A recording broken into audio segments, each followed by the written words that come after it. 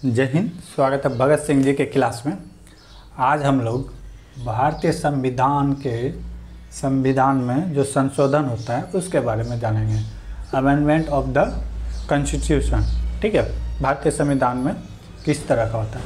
भारतीय संविधान की बात करें तो ये ना तो अमेरिका की तरह कठोर है और ना ही ये ब्रिटेन की तरह आसान है। जिस तरह ब्रिटेन में संशोधन करना बहुत आसान है और अमेरिका में संशोधन करना बहुत मुश्किल है, लेकिन भारत में वैसा सिस्टम नहीं है। भारत में दोनों का मिश्रण है, यानी कि कठोर और सरल का दोनों का मिश्रण है। मिश्रित व्यवस्था है भारतीय संविधान में, ठीक है।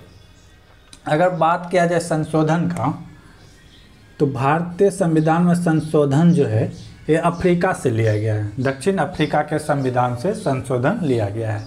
अगर इसका बात करें कि संविधान के किस भाग में वर्णन है, 20 यानी कि 22 भाग है, तो वहाँ पे इसका कहाँ पे वर्णन है, तो वहाँ इसे देखेंगे भाग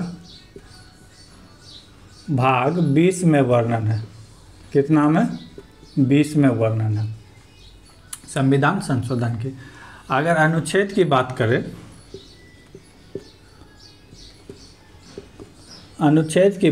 तो ये 368 में व्याख्या किया गया है भारतीय संविधान में कि भारतीय संविधान में संशोधन भी किया जा सकता है। संशोधन क्यों? संशोधन समय के साथ साथ, जैसे 1947 में जब भारत आज़ाद हुआ तो अपना संविधान बनाया गया और अभी है 2023, तो इसके अनुसार बहुत सारा चीज़ों में परिवर्तन हो रहा है। तो इसके अनुसार संविधान में भी तो परिवर्तन होना चाहिए। तो एक अनुच्छेद रखा गया था 368 कि अगर समय पर है, इसीलिए रखा गया था कि जिस समय संविधान बना था उस समय की बात के अनुसार संविधान बनाया गया था, लेकिन भविष्य के बारे में भी सोच के रखा गया था कि आगे अगर किसी चीज़ की ज़रूरत पड़े तो ऐसा नहीं कि यही पुराना घिसा पिटा संविधान चले, इसमें मॉडिफाई कर सकता है। इसीलिए अनुच्छेद 368 में इसी बात का एक्सप्लेनेशन है कि आप संविधान में संशोधन कर सकते हैं। ज़रूरत के साथ साथ बदलते जा रहा है तो संशोधन ज़रूरी है, ठीक है। मॉडिफाई होना बहुत ज़रूरी है, क्योंकि जहाँ पे उस समय की बात और अभी के बात में बहुत अंतर है, इसीलिए मॉडिफाई होना बहुत ज़रूरी है। तो अनुच्छेद की बात करें तो 368, भाग की बात करें तो 20 में। अब भारतीय संविधान में संशोधन कहाँ से लिया गया है, तो दक्षिण अफ्रीका से लिया गया है। तो भारतीय संविधान का जो संशोधन है ये ना तो लचीला है ना तो कठोर है, दोनों का मिश्रण है। इसी के बारे में आज हम लोग जानेंगे। लेकिन भारतीय संविधान में संशोधन कर सकते हैं, लेकिन केशवानंद भारती ने 1973 में केशवानंद भारतीवाद चला, तो इसमें यह सुनिश्चित किया गया कि संविधान में संशोधन कर सकते हैं लेकिन मूल ढांचे पे नहीं। जो संविधान का मूल ढांचा है उसमें आप परिवर्तन नहीं कर सकते हैं, चाहे जो हो जाए। उसमें कुछ जोड़ सकते हैं लेकिन उससे कुछ घटा नहीं सकते हैं। इसी के अनुसार केशवानंद भारती 1973 केस बहुत ही फेमस केस था। आप इसके बारे में डिटेल से वीडियो बनाए हैं, देख सकते हैं, ठीक है। अब बात करते हैं कि संविधान में संशोधन के लिए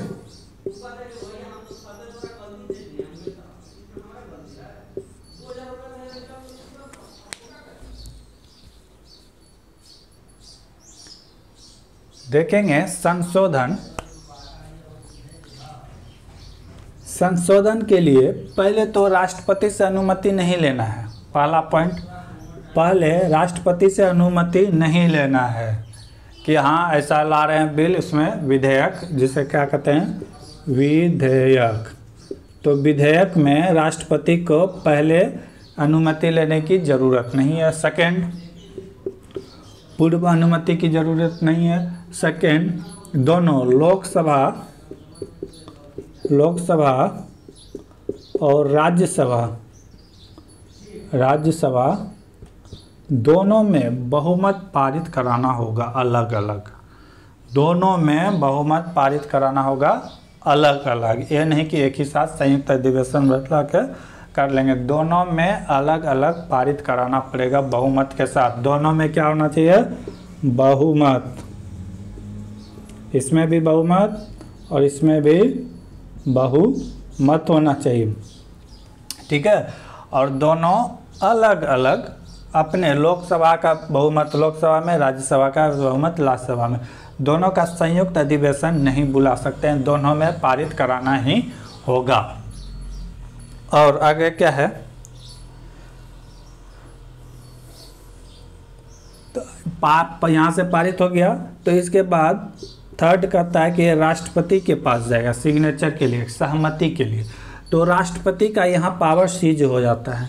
जिस तरह राष्ट्रपति वीटो पावर का प्रयोग करता है, यहाँ कुछ नहीं कर सकता है, वह सिर्फ अपना सहमति दे सकता है, ना तो इसे रिटर्न कर सकता है, ना तो अपने टेबल में ये रख सकता है। सिर्फ ओनली एक ही आइडिया है उसके पास, वो सहमति देगा, अपना सिग्नेचर करेगा। जैसे ही अपना सिग्नेचर करेगा तो ये विधेयक से क्या बन जाएगा? अधिनियम। अधिनियम, अधिनियम और विधेयक में यही अंतर है। जब तक राष्ट्रपति साइन नहीं किया है, लोकसभा में लाया जाता है तो विधेयक, अधिनियम बनने के बाद तो एक कानून बन गया। अधिनियम का मतलब हो गया संविधान में का संशोधन, कि हाँ अब एक कानून बन गया। विधेयक जब आप लाते हैं तो उसे क्या कहते हैं? विधेयक कहते हैं। विधेयक और अधिनियम, राष्ट्रपति के साइन के बाद ये क्या बन जाता है? अधिनियम बन जाता है, ठीक है। तो भारतीय संविधान में जो है 3 प्रकार के संशोधन का वर्णन किया गया है। कितने प्रकार के संविधान का वर्णन किया गया है? 3 प्रकार के। 3 प्रकार के संविधान में संशोधन का वर्णन किया गया है। पहला है साधारण, साधारण बहुमत, ठीक है। पहला क्या है? साधारण बहुमत। दूसरा है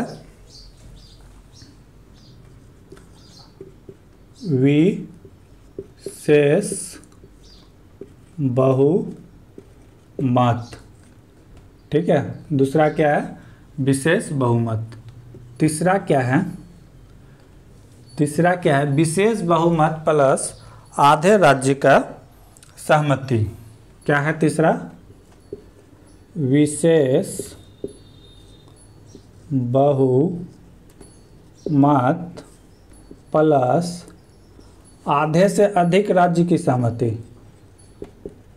आधे से अधिक राज्य की सहमति, ठीक है। तो देखेंगे भारतीय संविधान में कितने प्रकार के संशोधन होते हैं? तो 3 प्रकार के। कौन कौन? एक हो गया साधारण बहुमत, दूसरा हो गया विशेष बहुमत, तीसरा हो गया विशेष बहुमत प्लस आधे से अधिक राज्य की सहमति। साधारण बहुमत जनरल, ठीक है।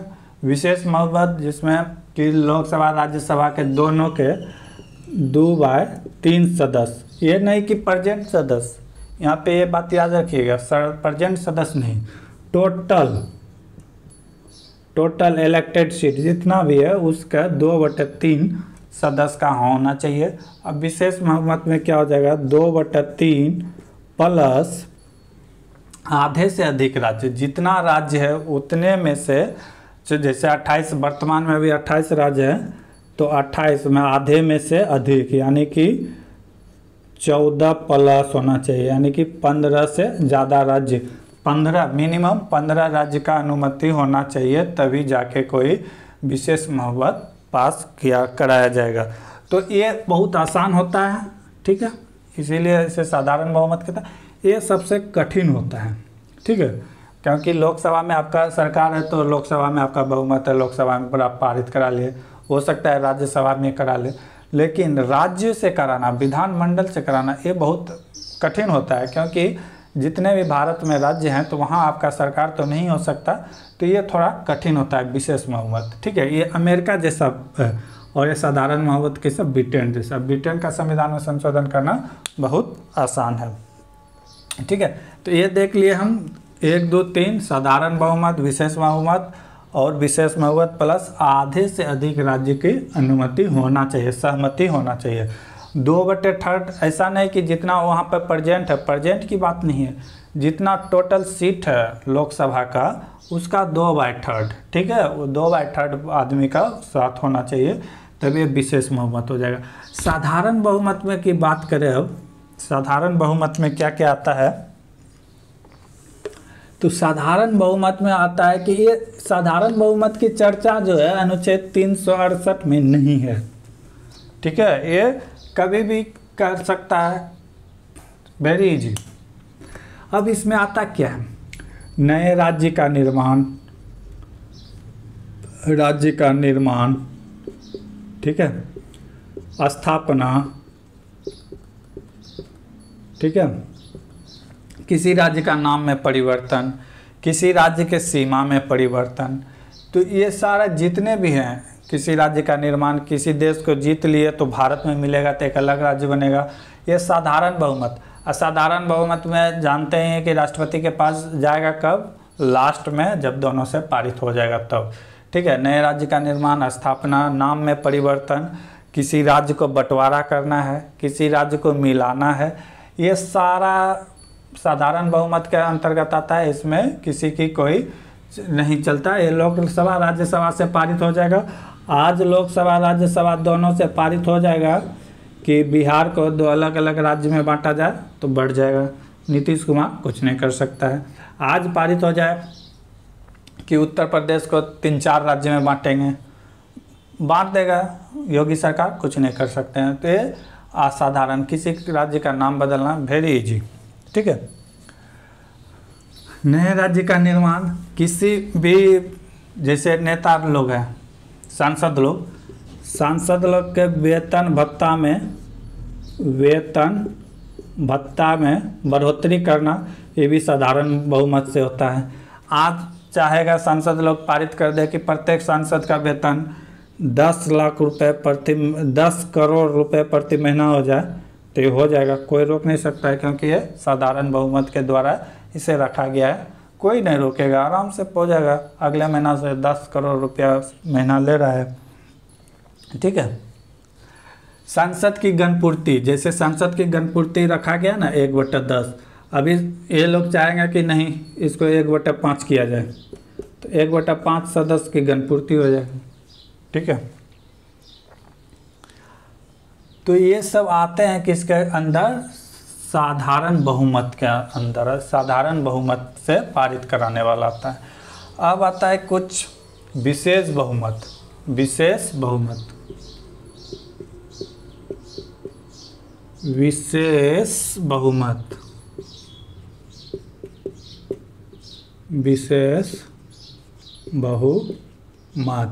इसमें क्या है, कि 2/3 टोटल का 2/3 से पारित कराना होगा, राज्यसभा प्लस लोकसभा दोनों से, लोकसभा प्लस राज्यसभा दोनों से।